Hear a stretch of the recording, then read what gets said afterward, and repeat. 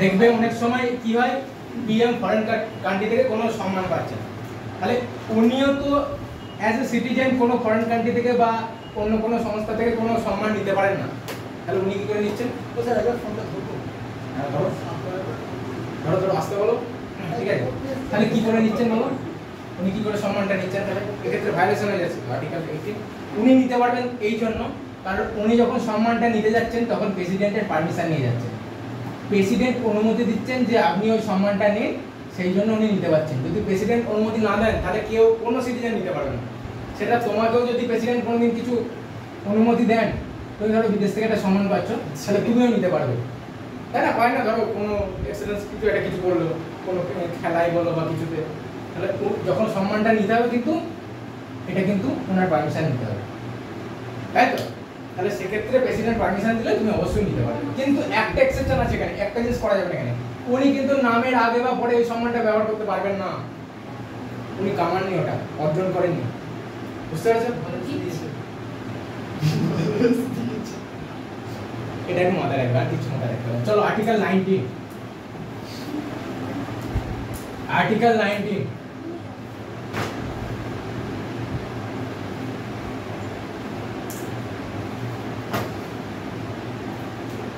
একটা জিনিস কিন্তু আমি এখানে বলিনি, ওটা কিন্তু শেষের দিকে বলবো। মৌলিক অধিকারের কটা আছে, কি আছে, কোনটা বাদ গেছে, ওটা আমি শেষের দিকে লেখা হবে।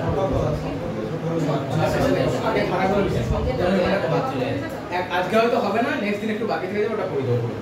লেখো আর্টিকেল 19 ধারা 19 লিখবে সংবিধানের 19 নম্বর ধারায়, সংবিধানের 19 নম্বর ধারায় মূলত 6টি অধিকারের কথা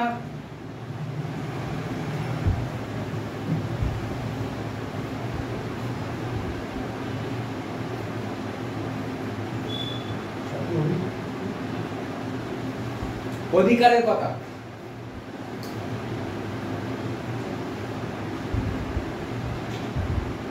বর্ণনা করা আছে।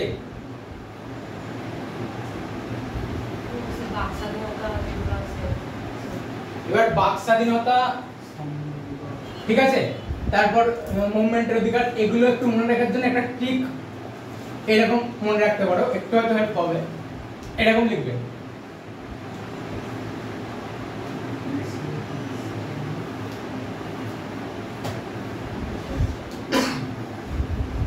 এখানে কিন্তু গ্রামার খুঁজতে যাবে না, এই বলে দিচ্ছি।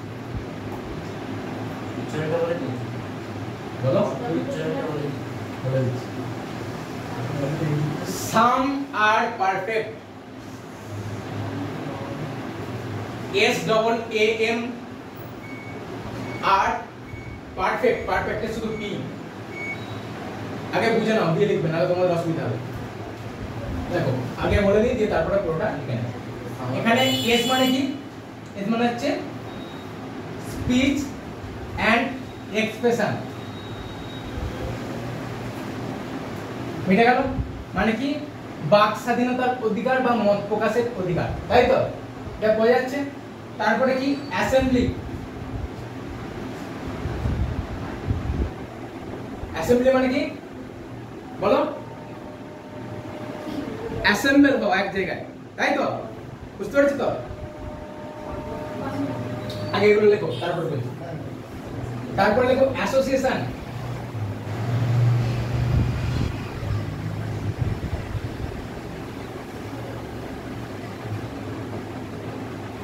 তারপরে লেখো মুভমেন্ট, মুভমেন্ট বা মুভমেন্ট,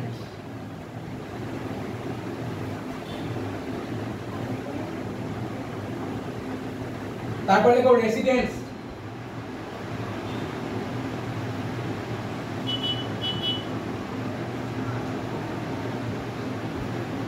তারপরে লিখবে প্রফেশন,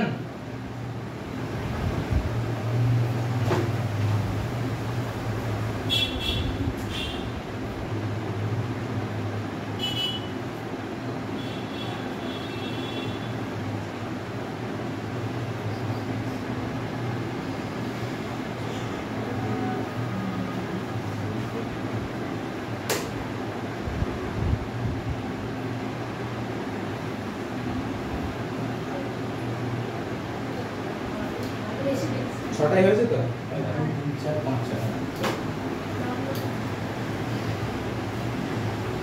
আচ্ছা এবার দেখো এইটা লিখবে এস যেখানে লিখেছো এটা হচ্ছে 19 এর বলো 1 এর কি ক না এ ক লিখতে পারো এও লিখতে পারো, অনেকের এ তে অসুবিধা অনেকের ক তে অসুবিধা, যার যেটা সুবিধা সে সেটা একই জিনিস। ঠিক আছে আমি এ বি ধরে রেখেছি। তারপরে 19 এর 1 এর বি লিখবে, এটা অ্যাসেম্বলি যেখানে লিখেছো হয়েছে। 3 নম্বর অ্যাসোসিয়েশন যেখানে লিখেছো 19 এর 1 এর সি লিখবে।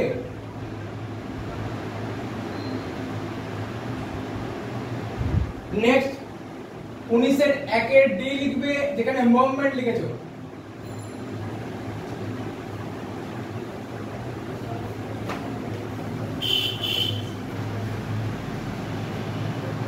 নেক্সট রেসিডেন্সের জায়গায় লিখবে 19 এর 1 এর ই।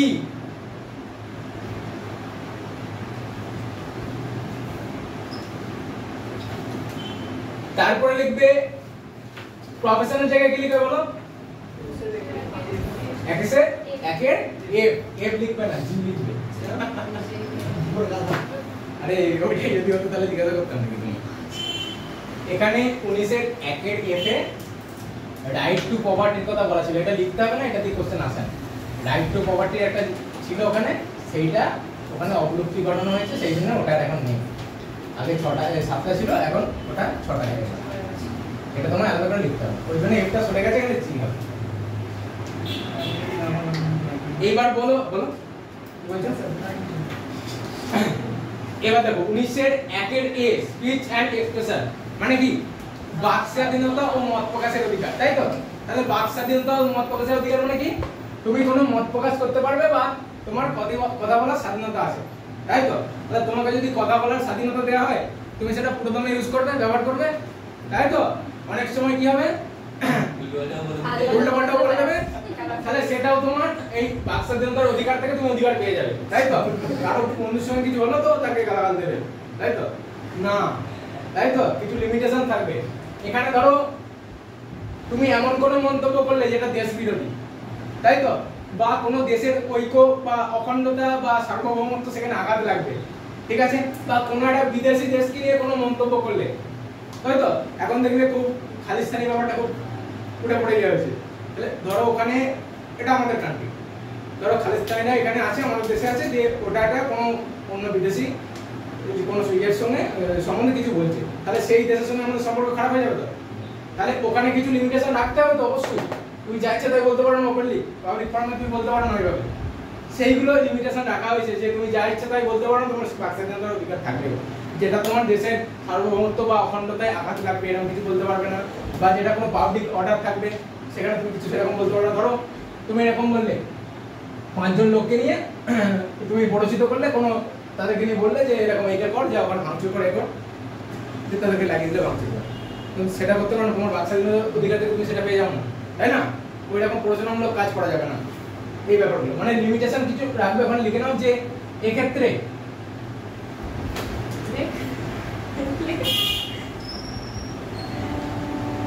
দেশের আচ্ছা এগুলো একটা জিনিস মনে রাখবে, এই যেটা বলছি এটা কিন্তু এই সবগুলোর ক্ষেত্রে এই লিমিটেশন, সবগুলোর ক্ষেত্রেই অধিকারগুলোর সবগুলোর ক্ষেত্রেই কিন্তু এই লিমিটেশনগুলো অ্যাপ্লিকেবল থাকবে। কি কি লিমিটেশন লেখো,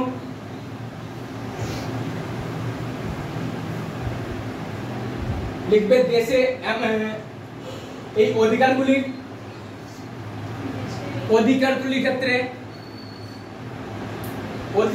ক্ষেত্রে মানে এই 6টা অধিকারের ক্ষেত্রে কিছু সীমাবদ্ধতা রাখা হয়েছে।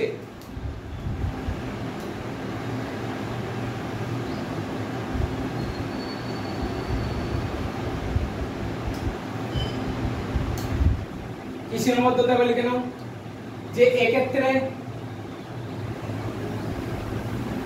যেন দেশের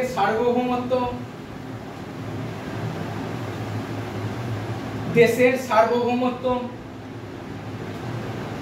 এবং অখণ্ডতায় আঘাত না লাগে, দেশের সার্বভৌমত্ব ও অখণ্ডতায় আঘাত না লাগে, কমা দিয়ে দেশের নিরাপত্তার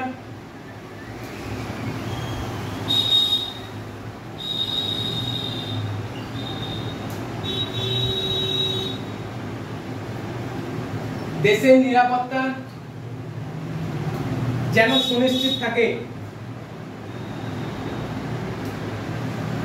ধরো কোনো একজন আর্মি পার্সোনাল আছে, তিনি ডিফেন্সে সার্ভিস করেন, এবার ওদের একটা স্ট্র্যাটেজিক কোনো বৈঠক হয়েছে, কোনো কনফিডেন্সিয়াল স্টেটমেন্ট মানে জিনিসপত্র ইনফরমেশন উনি পাবলিক ফোরামে বলে দিয়েছেন, তাহলে ওনার তো বাক স্বাধীনতার অধিকার, উনি তো বলতেই পারেন, উনি তো ওখান থেকে দেখাবেন যে বলে দিয়েছেন, তাহলে সেক্ষেত্রে কিছু লিমিটেশন থাকবে যাতে দেশের নিরাপত্তা মানে ক্ষতি না হয়।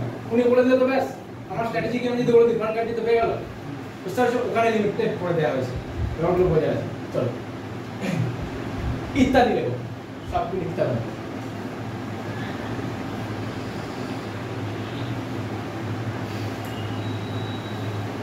এবার চলে এসো অ্যাসেম্বলি। আচ্ছা এখানে একটা জিনিস আমাকে বলো তো, এই কোশ্চেনটা আছে যে এই যে আমাদের মিডিয়াগুলো, প্রিন্ট মিডিয়া বলো বা আমাদের যেগুলো ডিজিটাল যাবতীয় যা মিডিয়া আছে, যারা খবর টবর সম্প্রচার করে, তাদের ক্ষেত্রে এই যে অধিকারটা তারা কোথা থেকে পায়, কোন ধারা থেকে? ভেবে দেখো, বিভিন্ন মিডিয়া যেগুলো আছে, প্রিন্ট মিডিয়া বা যাবতীয় যা মিডিয়া আছে, তারা যে খবরটা প্রেজেন্ট করছে আমাদের কাছে, সেটা অধিকারটা কোন ধারা থেকে পায়? সংবিধান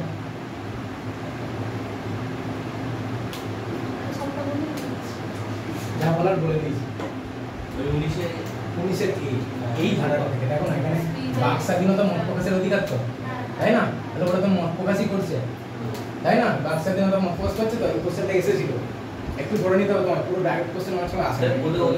ওদের স্পেসিফিক কোনো ধারা নেই ওদের জন্য, স্পেসিফিক ধারা বলতে মানে না আমি বলছি ওই মত প্রকাশের অধিকারটা এখান থেকে পাচ্ছি।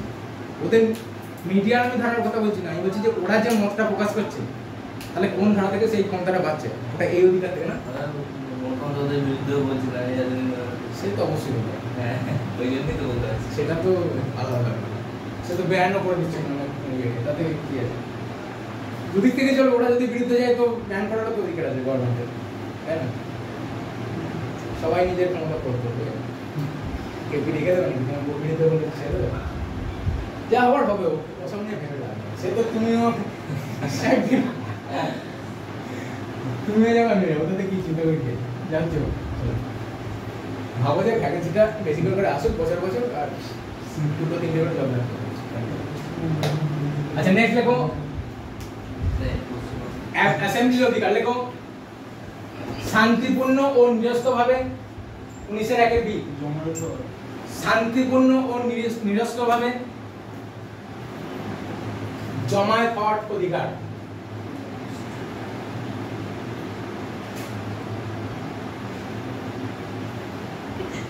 হয়েছে তো?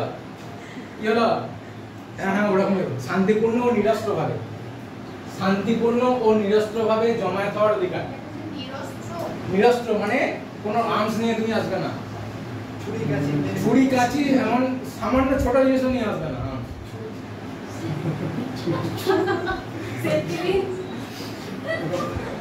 হ্যাঁ সব ওর মধ্যে সবই পড়ে, সব।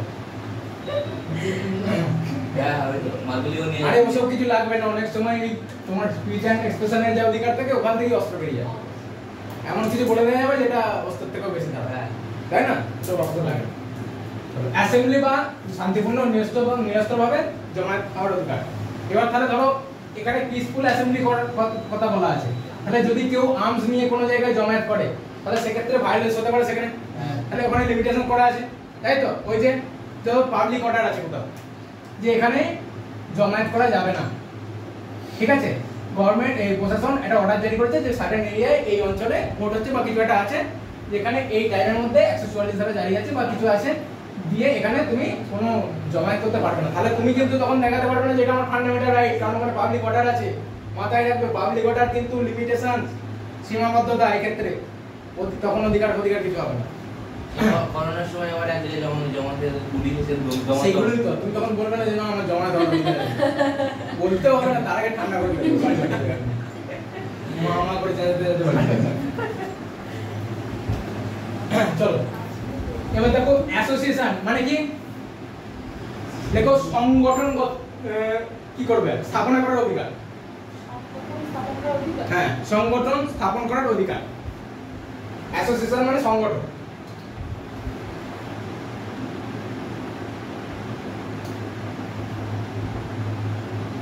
বুঝছেন? এবার তোমাকে অ্যাসোসিয়েশন স্থাপন করার অধিকার দিয়েছে, তুমি কি করলে, একটা টেররিস্ট অর্গানাইজেশন স্থাপন করে দিলে। তাহলে সেটা কি থাকবে? বুঝতে পেরেছো তো? তাহলে এখানে থাকলেও অধিকার, কিছু লিমিটেশন থেকে যাবে। মানে ওক্ষেত্রে দেখো দেশের নিরাপত্তার একটা ব্যাপার এসে যাচ্ছে। আমি বলেছি লিমিটেশন হচ্ছে নিরাপত্তা, তাহলে এখানে যেহেতু ভায়োলেশন হচ্ছে তাহলে ওটা কিন্তু থাকা যাবে না। টেররিস্ট অর্গানাইজেশন তৈরি করা যাবে না। নেক্সট আছে দেখো মুভমেন্ট মানে কি, মুভমেন্ট ওই আন্দোলন। এখানে মানে মুভমেন্ট মানে হচ্ছে এক জায়গা থেকে এক জায়গায় যাওয়া। ওটাকে তুমি বাংলায় বলবে স্থানান্তরণের অধিকার, বা এইভাবে লেখো ভারতের ভূখণ্ডের মধ্যে স্বাধীনভাবে চলাফেরা করার অধিকার, এক জায়গা থেকে এক জায়গায় যাওয়ার অধিকার, চলাফেরা করার অধিকার বা স্থানান্তরণের অধিকার, যা ইচ্ছা লোক, অসুবিধা নেই। এবার তোমাকে যদি মুভমেন্ট করার অধিকার দেওয়া হয়, স্থানান্তরণের অধিকার দেওয়া হয়, তোমার কোথায় যেতে ইচ্ছা করবে বলো? যেগুলো নিষিদ্ধ জায়গা, তাই তো? যেমন আগে শোনো কোথায় নিষিদ্ধ জায়গা আছে, ধরো বার্ক ভাবা অ্যাটমিক রিসার্চ সেন্টার, তাই তো? এখানে কি হয়, আমাদের অ্যাটমিক রিসার্চ গুলো হয়। তো তুমি ওখানে বিজ্ঞানী নও, তুমি কেউ নয়, ডিফেন্স মিনিস্ট্রি কেউ নয়, যাদের পারমিশন আছে তাদের মধ্যে কেউ নয়। তোমার এখানে যেতে ইচ্ছা হচ্ছে, তোমার কি পারমিশন দেবে? দেবে না তো। মানে স্ট্র্যাটেজিক যদি কোনো প্লেস থাকে সেখানে যেতে পারমিশন দেবে না। ঠিক আছে? আর কোথায় নিষিদ্ধ জায়গা? ধরো আন্দামান নিকোবর আছে, আন্দামান নিকোবরের একটা আইল্যান্ড আছে, এক্স্যাক্টলি, তাই তো? তাহলে ওখানে তোমার যেতে ইচ্ছা করবে তো? হ্যাঁ, উপজাতিদের দেখবো খুব সব, তাই তো? কিন্তু ওখানে যাওয়ার পারমিশন নেই। তাহলে ওগুলো তো অনেকগুলো অঞ্চলে ভাগ করে দিই, কোন অঞ্চলে শুধু যাওয়া যায় না, বাকি কিছু কিছু জায়গায় যাওয়া যায়, ওই রেগুলেট করে দেওয়া যায়। এবার ধরো যে অঞ্চলটা নিষিদ্ধ, যেটা তোমার পারমিশন নেই, তুমি সেখানে মুভ করার অধিকার এখান থেকে পেয়ে যাবে না তো? তুমি তো বলবে যে আমার মুভমেন্টের অধিকার আমি যাবো। এত দূরে যেতে হবে, শান্তিনিকেতনের শ্যামলী দেখতে যেতে দিইনি, গেট থেকে বাড়ি বাড়িতে দিয়েছিল আমাদের। কিছু দিতে হবে তবে তো দেবে।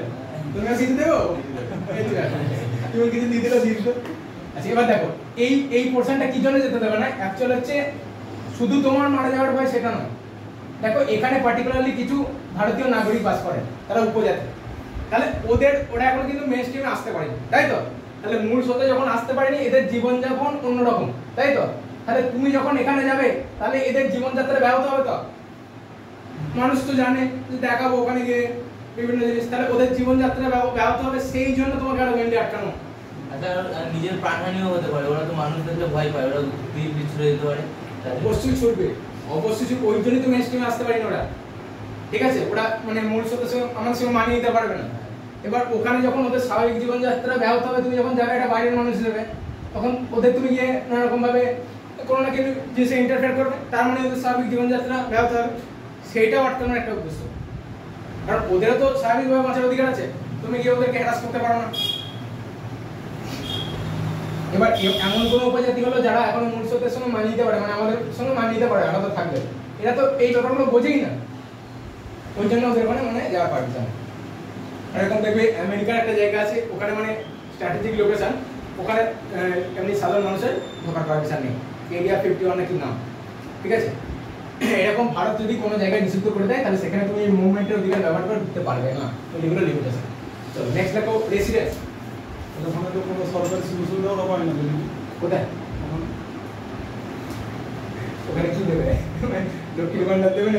তারা না এবারে ওরা তো নিজেদের খাওয়া নিজেরাই তৈরি করে, কারো দাবিও না, মানে এখন মানে সেইভাবে ট্রান্সফার না। ওরা এখনো গাছের ছাল করে থাকে। উপজাতি আছে, ওরা কিন্তু আলাদা থাকলেও দেখবে বাইরের মানুষের সঙ্গে কথা বলবে, এরা কিন্তু ইন্টারাক্টই করে না, এরা ভয় পায়। কারো পাহাড়ে নিচে এদের মানে এমনিতেও ওদের বলে নাকি ইয়ে কম, মানে আমাদের যেটা রোগ আটকানোর ক্ষমতা, ওটা ইয়ে বলে তোমার ইমিউনিটি, সেটা কিন্তু ওদের কম বলে, ওরা অল্প বয়সী মারে। চলো নেক্সট দেখো ভারতের যে কোনো স্থানে স্বাধীনভাবে বসবাসের অধিকার ভারতের যে কোনো স্থানে স্বাধীনভাবে বসবাসের অধিকার হয়েছে। স্বাধীনভাবে বসবাসের অধিকার দিলে তুমি কোথায় যেতে যাবে বলো? কোথায় বাস করতে যাবে? চাঁদে?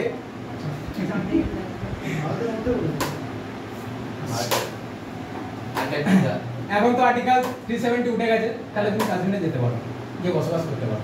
ঠিক আছে, মোটামুটি যে কোনো স্থানে গিয়ে বসবাস করতে পারো। তবে ধরো কোনো একটা জায়গা আছে যেখানে পারমিশন দেওয়া নেই, ধরো পার্টিকুলার একটা রিজিয়ন আছে তোমার, সেখানে গভর্নমেন্ট কোনো প্রজেক্ট হবে, তো সেখানে এই জায়গাটা বিক্রয়ের জন্য অফ করা আছে, মানে ধরো বিক্রয় হবে না, কিন্তু তুমি চাও যে ওই জায়গাটা খুব পছন্দের আমার, আমি ওখানে কিনবো, কিন্তু সেখানে কিনতে পারবে না যতদিন তোমার বসবাস করার অধিকার থাকে।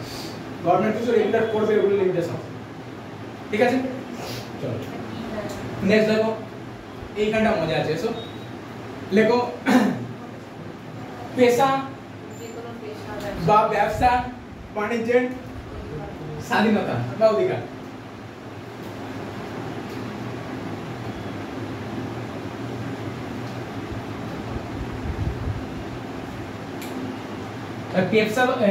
পেশা বা ব্যবসা বাণিজ্যের অধিকার যদি দেওয়া হয়, তাহলে তুমি যে কোনো পেশা গ্রহণ করতে পারো, তাই তো? তাহলে এবার তুমি বেশি ইনকাম করার জন্য তুমি ডক্টর হয়ে গেলে উইথাউট ডিগ্রি, তাহলে সেটাকে অ্যালাউ করবে? করবে না? করবে না? কেন করবে না? ওই তো বলেছে পেশার অধিকার। এখানে অ্যাকচুয়ালি করবে তখনই যদি পার্টিকুলার তোমার কিছু এডুকেশনাল কোয়ালিফিকেশন থাকে, বলে মেনশন আছে। এইটাই লিমিটেশন, যে তুমি ওটা অর্জন করো দিয়েছে ডাক্তারি করো। তোমাকে ওখানে ওটা কিন্তু আটকাচ্ছে না, দেখো তোমাকে ওখানে লিমিটেশন করে দিচ্ছে কি, তুমি এই ডিগ্রিটা অর্জন করো তারপর প্র্যাকটিস করো, প্রফেশনাল অধিকারটা রাখা হয়েছে। ঠিক আছে, এরকম পার্টিকুলারলি কিছু পেশার ক্ষেত্রে কিছু পার্টিকুলার কোয়ালিফিকেশন অর্জন করতে হবে, তারপরে কিন্তু সেগুলো প্রফেশন হিসেবে চুজ করা যাবে। এগুলো হচ্ছে লিমিটেশন। ওখানে একটু লিখে নাও, আর কিছু না, যেটা মানে মেনশন করবে, গভর্নমেন্ট রেগুলেট করবে সেটা, আর কিছু না। ব্যবসাটা একটু বলো। কোনটা? ব্যবসাটা কি বলবো? ড্রাগস। তুমি ড্রাগসের কি বলবো? ড্রাগসের তুমি বলো। তো বলুন না। ড্রাগসের ওটা ব্যবসা হয় না, ব্যবসা হয় না, সবাই সোনা ফোনা পাচার করে দিচ্ছে এদের দিকে।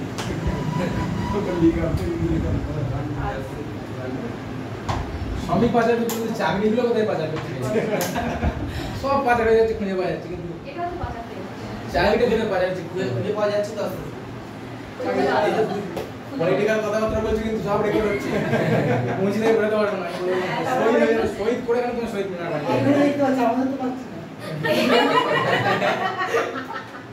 চলো নেক্সট লেখো। কারো বিরুদ্ধে বলার দরকার নেই, ঠিক আছে? চাকরি নাও, চলে যাবে। চলো আচ্ছা, নেক্সট লেখো 20 নম্বর ধারা।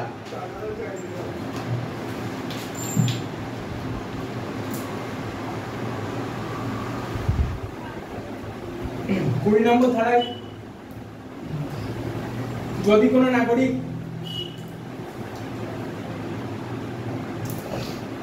আইন ভঙ্গ করে,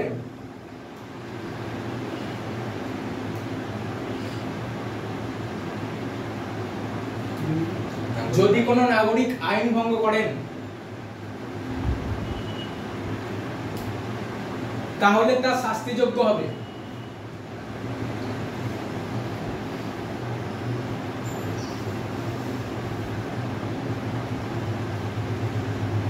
হয়েছে?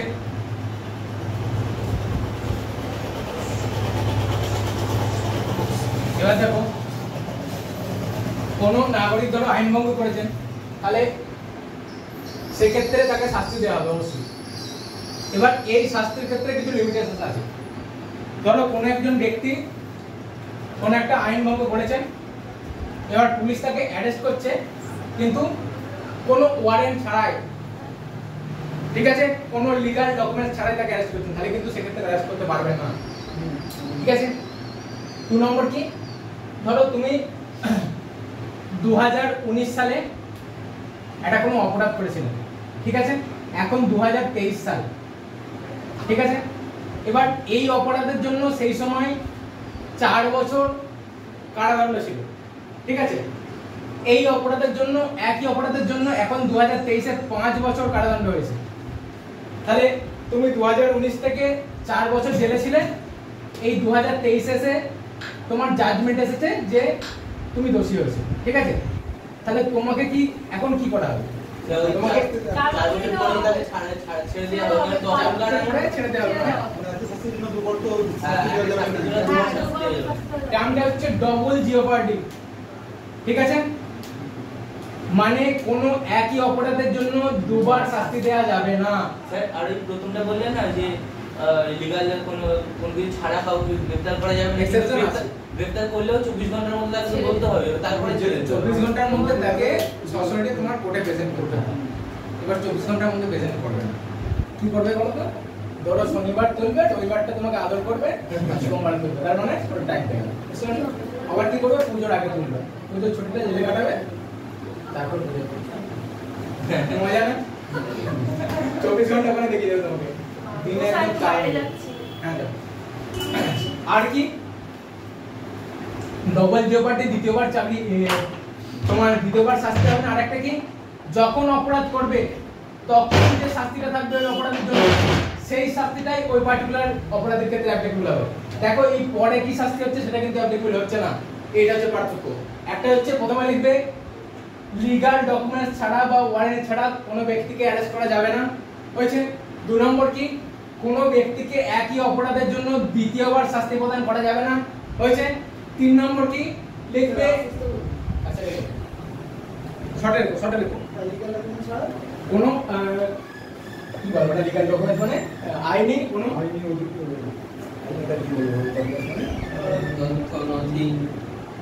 আইনি নথি ছাড়া, আইনি নথিপত্র বা নথি যাই চলে, কোনো আইনি নথি ছাড়া কোনো ব্যক্তিকে অ্যারেস্ট করা যাবে না বা গ্রেফতার করা যাবে না।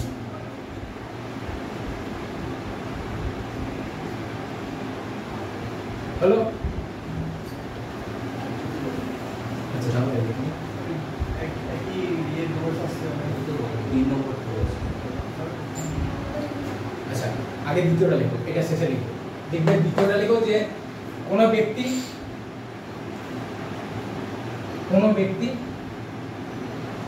যে সময়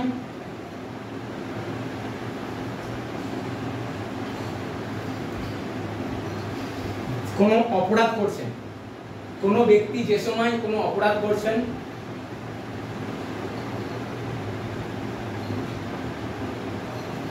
সে সময় বা সেই সময়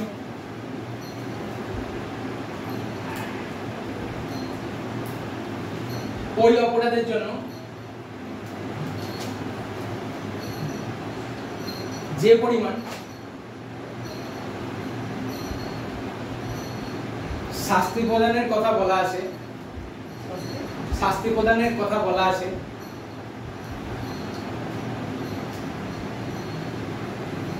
তাই ওনার ক্ষেত্রে প্রযোজ্য হবে। এবার একটা জিনিস দেখো, এটা তো বললাম বেড়ে গেল, যদি কমে যায় শাস্তিটা 3 বছর হয়ে যায় না তাও কমবে না, তাও কিন্তু অ্যাপ্লিকেবল হবে না, ওই 4 বছরই কাটতে হবে। তাহলে আমাদেরকে 4 বছরের গ্র্যাজুয়েশন কমপ্লিট করতে হবে।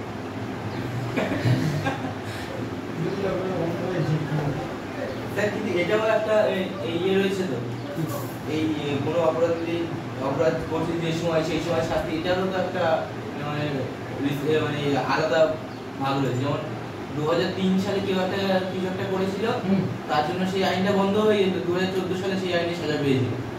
হ্যাঁ এরকম হয় না, সেটা এইটা হয়, এই যেটা বলছি তোমার লিগ্যাল ডকুমেন্টস এইটা হয়। কেন হয় বলতো, দেখুন নর্থ ইস্টের দিকে যখন কোনো ঝামেলা হয়ে যায়, আর্মি যখন লাগু করে দেয়, কিছু কিছু অ্যাক্ট আছে, তখন কিন্তু এই কোনো ডকুমেন্টস ছাড়াই গ্রেফতার করা হয়।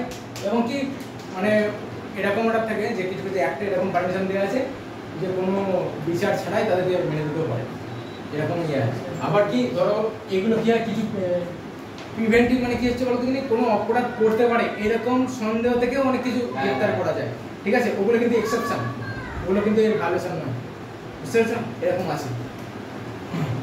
নাহলে ধরো এই যখন জম্মু কাশ্মীরে দেখবে লিডারগুলো আগে কি হতো, গৃহবন্দী করে দেওয়া হতো, তাই তো? কিন্তু ওরা তো কোনো অপরাধ করেনি। গৃহবন্দী এই জন্যই করা হচ্ছে যে একটা ঝামেলা বাঁধতে পারে, ঠিক আছে? ওটা আটকানোর জন্য এটা ব্যবস্থা করা হয়। এই ব্যাপারগুলো হয়। তাহলে আপনি যেটা বলছেন ঝামেলা হলো, তখন বলে না সবাইকে তো তুলে নেয় কোনো চিঠি ছাড়া, কোনটা? কোনো জায়গাটা ঝামেলা হলো, ঝামেলা হলো? ঝামেলা হলো হট করে তোদের মানে বলে যে সবাইকে তো গাড়ি তুলে নেয়, হ্যাঁ, ওটা কিন্তু ঠিক না। ওটা ভয়টা দেখায়। না তুলে তো নিয়ে যেতাম, তুলে নিয়ে যায়, দেখবে একটা সার্টেন টাইমের পর ছেড়ে দেয়। কারণ হচ্ছে ওদেরও চাপ থাকে, যদি পার্টিকুলার কোনো একটা যেটা রুল আছে ওটা ফলো না করে তাহলে ওকে ওরকম রেখে দিতে পারবে না। ওটা মানে কন্ট্রোল করার জন্য সাময়িক নিয়ে গিয়ে একটা দেখানো হয় যে এবার যাদের বিরুদ্ধে এফআইআর যা হয় যেগুলো সেগুলো ওই প্রসেস জন্য তাদেরকে রিলিজ করে দেওয়া হয়। আর যাদের বিরুদ্ধে কিছু হয় না তাদেরকে রিলিজ ছেড়ে দেওয়া হয়। তুলে নিয়ে গেলে তো কোনো প্রমাণই দেখাতে পারবে না। আমি একটা কথা বলি, ধরো যারা ঝামেলা করছে তারা তো বেশি থাকবে সবসময় সংখ্যক। হ্যাঁ, 10 জন পুলিশ 100 জন ঝামেলা করছে, তাহলে কি করবে তোমরা? আর তাছাড়া প্রমাণ করে এভিডেন্স কিছু অফিসিয়াল হয়, কিছু আনঅফিসিয়াল হয়, ঠিক আছে? অফিসিয়ালি কিছু প্রসেস থাকে যে এইভাবে চলবে, কিছু আনঅফিসিয়াল ওগুলো দীর্ঘদিন চলে আসছে যে এইভাবে কন্ট্রোল করা হয়েছে সেখানে। ফ্রি হ্যান্ড দিলে সব ঠান্ডা করে দেবে। সব আপনার 57 আচ্ছা, কত অবধি হলো বলো? এই তো এটাই লাস্ট কুড়ি। 20 আছে তো? তাহলে নেক্সট দিন এটা করাবো? স্যার লাস্টটা বললেন না কি বললাম? ওই যে হ্যাঁ, লাস্টটা আচ্ছা লাস্টটা লিখে নাও, ওইটা বলেছি মানে লেখার সময় বলি। লাস্টটা লিখবে একই অপরাধের জন্য, হ্যাঁ একই অপরাধের জন্য দুবার শাস্তি প্রদান করা যাবে না। নেক্সট দিনে না বেরো চল না, অনেকটাই দিয়েছে মোটামুটি। ঠিক আছে, ওটা 11:30 থেকে শুরু হয়ে গেল।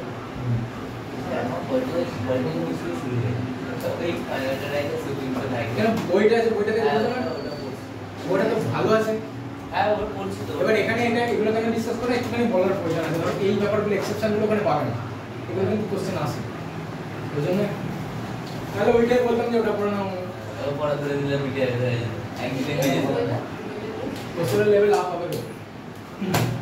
হ্যাঁ স্যার, এবার আরে চুরি হবে তো এই পরীক্ষা। হয় 2018 কে করে দিন 93 পাই। আর যাবে তো, ধ্বংস হয়ে যাবে সব দেশ, রাজ্য সব ধ্বংস হয়ে যাবে। আবার নতুন করে সব কিছু শিখা হবে। এই অনলাইন আজকে এখানেই শেষ করছি, চলো নেক্সট দিন। আমি শুধু একা বেঁচে থাকবো, সমাজে তো মরে।